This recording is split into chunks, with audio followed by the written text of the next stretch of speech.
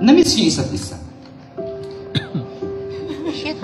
Ay, wala akong pinupush ha. Tinatanong ko lang kung na-miss nila isa't isa. Of course.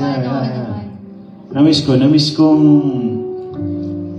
yung may ka-eksena na napakahusay. naiintindihan yung nararamdaman ko, alam mo yan. Oh my God! Iba rin yung ganun, diba?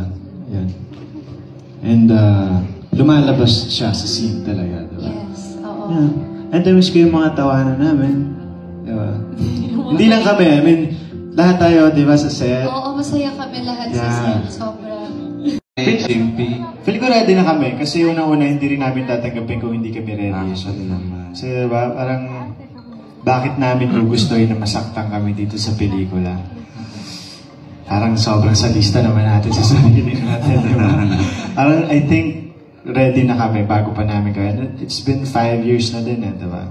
Tagal na, marami na nagbago and yung ibang-iba na, right? Yeah, in a good way. In a good way. Ikaw, Julia. Ano po yun? Addition to that. Saan po? Doon sa question. ma-open na mga kung hindi ka ba nag-worry? can of worms. Hindi naman, I don't think it was worry. Honestly, I was just really excited to reunite with Josh, work with him, and work with Derek Peterson, our cast, our writers that, you know, I worked with Kukay several times also. So it was more excitement. I think ang ganda ng mindset namin lahat coming into this project na we all had one goal, and I think that made us bond even closer because of that one goal. 10 pelikula, hindi naman yun yung intention naman nun ay hindi para makasira ng isang magandang bagay.